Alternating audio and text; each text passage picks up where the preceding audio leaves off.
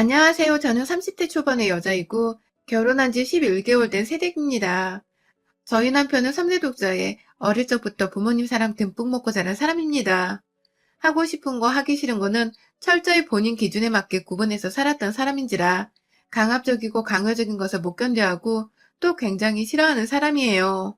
그렇다 보니 독자라 결혼도 빨리, 손주도 빨리빨리 보고 싶어 했던 시부모님과는 달리 이 사람은 결혼도 자기 멋대로 내키는 시기에 정말로 사랑하는 사람이 나타나면 운명적으로 하고 싶다는 꿈을 키워왔고 그 이상적인 꿈이 30대 중반이 되도록 실현되지 못하니 시부모님은 노발대발에 아주 예간장을 녹이셨으나 운명적으로 제가 나타나면서 남편의 결혼을 결심했고 저는 노총각으로 저물 뻔한 남편을 구원해주며 유부남 대열에 올려놨습니다.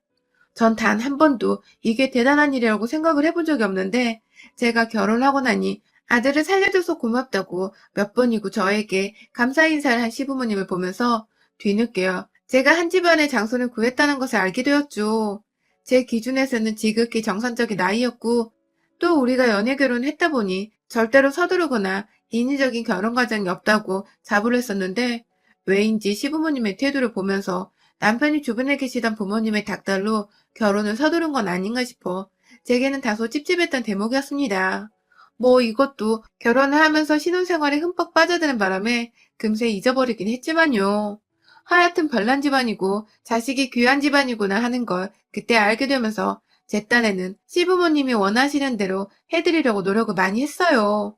누가 시키지도 않는데 시부모님께 번갈아가며 안부 인사도 자주 드리려 했고 이왕이면 신혼을 즐기되 하루빨리 아이를 갖고자 남편과 미리 대화도 많이 나눠보고 그렇게 뜻을 모았죠. 남들이 보기엔 그리고 제가 보기에도 문제될 것이 하나 없는 결혼 생활이었고 내부적인 집안 스트레스가 없다 보니 남편이나 저나 둘 다 바깥 일을 하며 힘들어할 것도 없었습니다.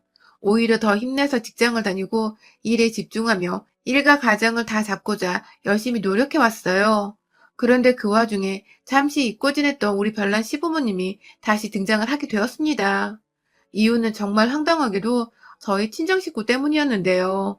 미움을 받을 짓 한 번 한 적 없고 요즘 애들 같지 않게 시부모님께 얘기도 잘 떨며 전화도 자주 드리고 남편과 자주 찾아보며 며느리로서 할 도리를 열심히 지키고 살았던 제게 뜬금없이 친정 식구들이 복병이 되어버리고 말았습니다.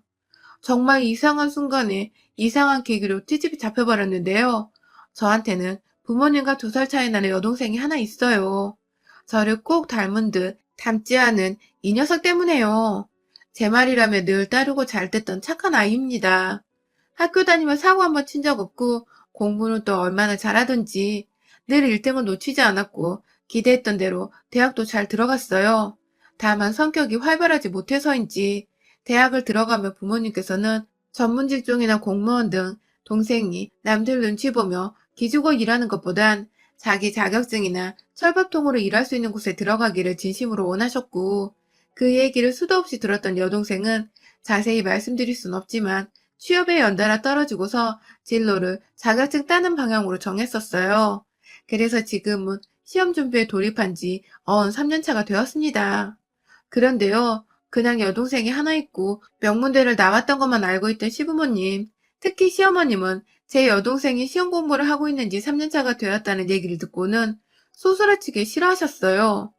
본인 머릿속에는 슬리퍼 질질 끌고 백수옷을 입고 공부를 하러 다니는 그 개그 프로그램 속에 노량진 고시생 모습이 떠올랐나 보더라고요. 아니 그럼 어떻고 또 아니면 어떻고 원하는 일을 위해 공부를 하고 준비를 한다는데 사돈되는 양반이 싫어하고 경계를 할 이유는 도대체 뭐냔 말입니다.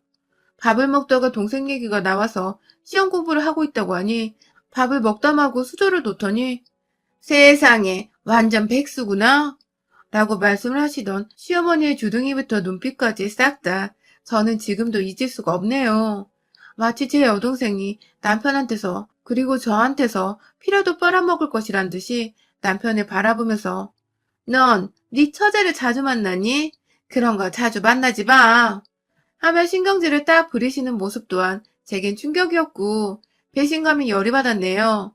다른 사람도 아닌 시어머니란 사람이 입에서 제 여동생을 비하하는 듯한 소리가 나오니 제 기분이 당연히 나쁠 수밖에 없었고 듣고 있던 남편도 흠칫 놀랐는지 요즘 그런 식으로 말하면 큰일 나요, 엄마. 하면서 며느리한테 손절당한 짓을 하지 말라고 눈치를 주더라고요. 그 말에 시어머니도 살짝 자신의 솔직한 입에 놀랐는지, 아니, 난 그냥 걱정이 돼서, 아니, 사돈 처제가 걱정돼서, 라며 말을 돌리셨어요. 어느 부분에서 내 동생을 걱정하시는지를 모르겠으나, 그날의 더러운 기분은 절대로 씻겨내릴 수 없었습니다. 시어머니는 자기 외동아들이 며느리 식구들 때문에 돈 뜯기고 발목 잡히고 뭐 그런 옛날 사고방식으로만 생각을 하시면서 제 친정 식구들을 못마땅히 했던 것 같아요. 저도 뭐 여동생이 대학 잘 나온 것 말고는 내세울 것이 없는 백수가 맞다 보니 백수 동생 둬서 어디 잘 살겠냐며 혼잣말로 화 몇 번 내고는 무시하려고 노력을 했습니다. 그런데요, 그때부터 시어머니는 혼자서 제 친정에 경계를 세우며 사돈이 정확히 하고 계신 일이 뭐였더라?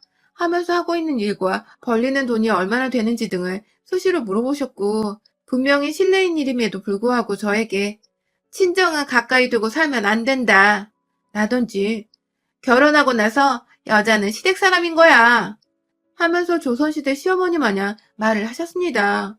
엄연히 제게 친정은 내 울타리 있고 사랑하는 가족들인데 만나지 말라는 식으로 말씀하시던 어머님의 말씀에 저도 점점 반기가 들렸죠. 한두 번도 아니고 자꾸만 친정을 돈 가지고 이야기하는 것도 기분이 나빴고 결혼하면 여자는 시댁 사람이라는 터무니없는 무슨 말 같지도 않은 개소리를 짓거리시니까 슬슬 오기도 생겼고 열도 받았고요. 시어머니가 만날 때마다 혹은 전화를 할 때마다 친정을 무시하니 옆에 있던 남편도 점점 지 엄마를 닮아가는 건지 처제가 잘 안 풀리니까 엄마가 걱정돼서 그러는 거야 라고 말을 하거나 경제적으로 부족한 게 없는 분이시라 주변 사람들이 슬슬 신경이 쓰이는 거지 하면서 지 엄마를 두둔하는 말들을 하기까지 했네요. 저희 아빠는 지금까지 회사에서 몇십 년을 일을 하시다가 명예퇴직을 하셨고 퇴직금에다 연금까지 더해서 엄마랑 두 분이서 충분히 먹고 살고 여행도 간간히 가실 만한 돈을 가지고 계셨습니다. 욕심이 많은 분들도 아닌지라 지금 가지고 계신 자가 아파트 하나에 연금을 모아 가끔 자식들 용돈도 주시면서 그걸 행복으로 알고 사시는 분이시고요. 제 여동생은 시험 공부를 하면서도 자기 용돈은 자기가 벌겠다며 알바를 하고 공부를 하고 있습니다. 남편의 말대로 얼른 취업이 돼서 자리를 좀 잡았으면 좋겠지만 설령 그게 안 되더라도 본인의 실력이 그 정도인 것뿐이고 본인 삶이니까 알아서 살도록 저희 가족들은 내버려둘 생각이었습니다. 당연히 여유가 있는 제가 제 동생이니까 용돈도 좀 챙겨주고 맛있는 것도 간간히 사주곤 하겠죠. 하지만 이건 어디까지나 남이 아닌 제 친동생이기 때문에 제가 마음에서 우러나와 하는 행동들입니다. 하지만 시어머니는 출가 외인인 여자가 친정 식구한테 자꾸만 돈을 쓰는 게 아니냐는 불만과 함께 밥 잘 챙겨 먹으라고 몇 달에 한 번 만나면 5만 원짜리 한두 장 쓰는 거 가지고도 오히려 지나친 선의가 아니냐고 궁시렁대고 고작 연금을 받아서 생활이 가능하냐면서 저희 부모님이 처지를 안쓰럽고 불쌍하다 하셨어요. 그것도 모자라 불쌍한 것도 나이 들면 결국 민폐이고 주책이라나 뭐라나. 아직 창창하신 저희 부모님의 치매부터 100세 노인 때를 걱정하면서 너는 절대로 우리 아들한테 니네 부모 요양 떠맡길 생각하지 마라 하면서 그 소리를 시아버지와 남편 앞에서 당연하다는 듯이 웃으며 말씀하시는데 와 진짜 서럽대요. 본인도 마찬가지로 벌어들이는 돈 하나 없고 시아버지의 연금에 의존해서 살고 있으면서 본인도 곧 늙어서 자식 부부한테 자기 몸과 마음을 의지하려고 할 거면서 똑같이 늙어가는 사돈을 향해서 한다는 소리가 있다이라니. 정말 심보가 못되고 얄팍한 것을 떠나서 참 치졸하고 못됐더라고요. 그런데 문제는 남편도 이 얘기를 하도 귀에 딱지가 않도록 듣다 보니 설마 그러겠어? 하면서 지엄마 말을 공감하며 맞장구를 치고 내 편 하나 없는 이 시집구석에서 나는 도대체 무엇을 원해 또 찾아오고 간간히 며느리라고 안부 인사를 드리고 있나 싶어 삶의 회한이 불현듯 밀려 들어왔습니다. 그러다가 제가 임신하게 되었어요. 전혀 준비를 하지 않고 있었는데 너무 갑작스럽게 그것도 결혼한 지 1년도 되지 않아 찾아와 버린 아가에 저나 남편이나 당황스러움과 동시에 기쁨이 컸죠. 아이가 생겼다고 하니 친정뿐만 아니라 시댁까지 아주 경사가 났고요. 제가 아이를 가졌다고 하니까 저희 엄마는 저 챙겨줄 반찬의 음식들까지 모조리 다 생각이 나서 쌌다며 집으로 바리바리 싸우셨고 그 바람에 저도 정말 몸 편하게 엄마가 해주신 반찬으로 끼니를 해결할 수 있었어요. 남편도 저희 엄마 음식이 맛있다고 참 좋아하는지라 무척 만족해 했고요. 그런데 그 사실을 시어머니가 아셨나 봐요. 벌써부터 친정밥 얻어먹으며 부엌 일에 게으름 피우면 어떡하냐고 임신한 며느리한테 전화가 와서는 화부터 내시더라고요. 친정 식구들한테 불편하게 자꾸 집에 오지 말라고 전화라고 임신한 와이프 챙기느라 자기 아들 예민할 텐데 스트레스 주게 하지 말라며 저희 친정 부모님이 눈치가 없고 생각할 줄을 잘 모른다더군요. 네 동생도 언니 임신했다고 집에 쫄래쫄래 와서는 밥 얻어먹고 돈 얻어타고 가는 건 아니겠지? 하면서 가소롭다는 듯이 말씀을 하시는데 와, 나 진짜 시어머니고 뭐고 나불거리지 말고 닥치라면 욕 한 바가지를 해주고 싶더라고요. 순간 제 기분이 컨트롤이 안 돼요. 어머님, 임신한 사람은 저고 예민해도 제가 어머님 아들보다 100배, 1000배는 더 예민합니다. 이런 소리 하실 거면 전화하지 마세요. 하고 끊어버렸어요. 당연히 시어머니는 노발대발 난리가 나셨고 남편한테 전화해서 제가 예의 없게 전화를 끊고 훈계질을 했다며 고자질을 하셨고 집에 들어온 남편은 어딘가 꿍에서는 자기 엄마한테 왜 그렇게까지 말을 했냐고 섭섭하고 실망이라더군요. 그래서 제가 밥을 먹다 말고 밥그릇을 남편한테 던지며 말했습니다. 니네 엄마가 내 가족들 무시하고 내 가족들 밥도 얻어 처먹지 말라더라. 그 소리 듣고도 너는 네 엄마 편을 들고 싶냐? 하면서 나머지 반찬들까지 던져버리려다가 우리 엄마가 해주신 반찬들이라며 겨우 참고서 도로 냉장고에 넣었습니다. 그날 후 남편도 자기가 오해를 했다는 걸 알고는 저한테 미안해 죽으려 했고 전 뭐 이 사람과 당장 이혼을 할 것도 아니고 뱃속에 애가 있으니 얼른 잊고 또 떨쳐버리려 했죠.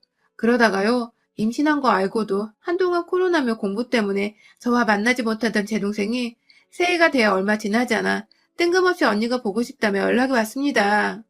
힘든 걸 잘 표현하지도 못하고 살던 애가 언니가 보고 싶다고 연락을 해오니 걱정도 되고 너무 안쓰럽더라고요. 내 동생인데 내가 언니인데 더 챙겨주지 못했던 게 두고두고 미안해서 집으로 동생을 주말에 초대했어요. 다행히 남편은 진작부터 약속이 잡혀있던 주말이었고 저는 그 사이 혼자 시간을 보내보려다가 제 동생을 불러서 따뜻한 집밥이라도 해주며 오랜만에 수다를 떨어보려고 했죠. 남편도 좋은 시간 보내라고 돈을 쥐어주며 커피 한 잔씩이라도 사 먹으라고 했고 저는 저대로 고맙다는 표현을 했고요. 우리 부부는 각자 일하면서 각자 월급 관리에 각자 부모님과 가족들을 챙기기로 이미 진작에 합의를 했었고 또 저는 그에 반해 며느리라는 이유로 시부모님께 지금껏 남편보다 배 이상으로 시댁에 돈을 많이 써오기도 했었습니다. 시어머니 연락 오면 잘 보이고 싶은 마음에 어머님 용돈이요 하면서 20만 원 용돈도 몇 번이나 더 챙겨드렸었고요. 남편도 그걸 알고 있다 보니 지난번 제가 밥그릇더니만 화를 낸 후부터는 더 조심하면서 제 친정을 함께 챙겨주려는 노력을 조금씩 하던 터였어요. 커피 사 먹으라고 쥐어준 돈도 어떻게 보면 저에게 미안한 마음이 있던 남편의 표현이기도 했죠. 그래서 고맙게 받았습니다. 그렇게 동생은 집에 왔고 비록 엄마가 차려준 익숙한 반찬들이 대부분이었으나 고기도 사서 구워주면서 오랜만에 수다를 떨고 즐거운 시간을 보내고 있었는데요. 안 와. 시엄마가 연락도 없이 주말에 아들이 집에 없던 소리를 듣고는 저희 집에 찾아왔더라고요.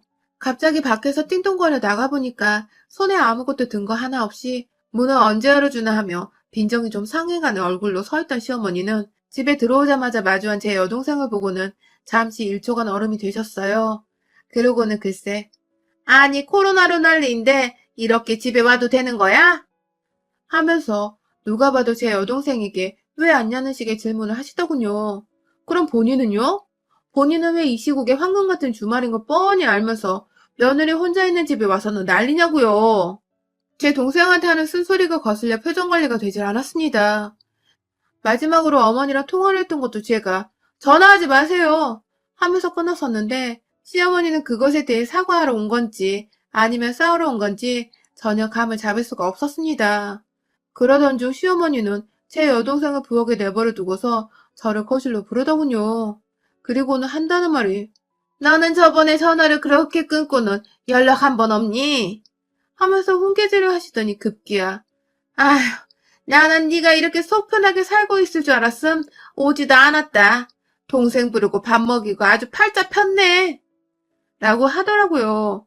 저도 자꾸만 제 귀에 거슬리는 소리를 해대시는 시어머니가 더 이상 예쁘게 보이지만은 않더라고요. 늙어도 곱게 늙어야지 말이야. 눈에 상심지를 켜고서 어머님 왜 오셨어요?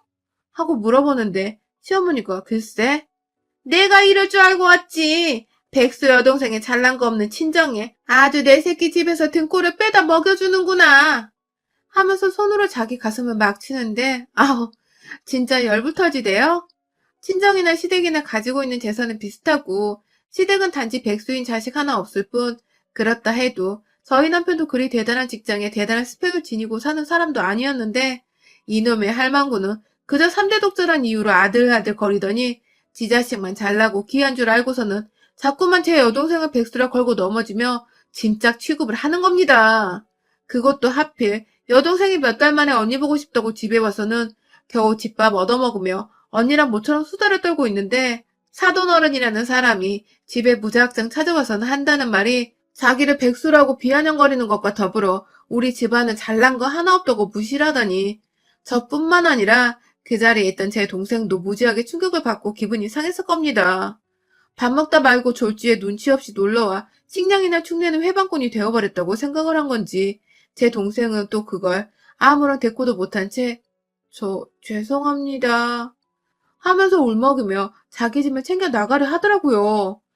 이제 겨우 앉아서 밥 몇 숟가락 뜬 애를 안 그래도 평소에 여기저기서 기죽어 다녔을 애가 다른 사람도 아닌 언니 집에서 이렇게 상처받고 떠나려 하니 어느 언니가 어느 장녀들이 이걸 가만히 지켜보겠나요.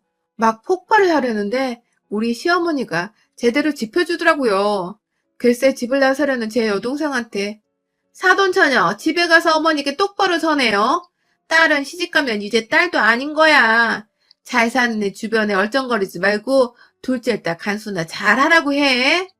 라고 말씀을 하신 겁니다. 동생은 급기야 이 소리를 그냥 흘려듣는 게 맞는 건가 싶어 집을 나서려다 말고 저를 한 번 더 쳐다봤고 저는 이내 동생의 팔을 잡아 끌어다가 다시 집 안으로 들여왔습니다.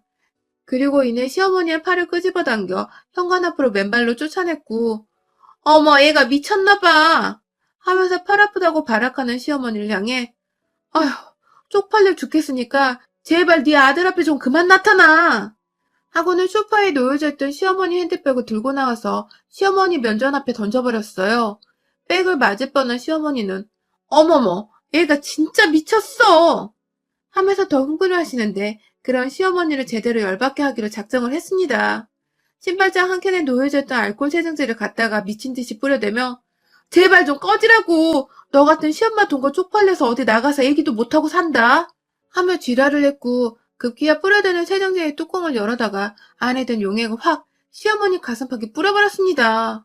진한 술 냄새인지 알코올 냄새가 막 진동을 하는데 시어머니는 제대로 충격을 받았는지 현관문을 붙잡고 그 상태로 절 경계에 찬 눈빛으로 쳐다보기만 하더라고요.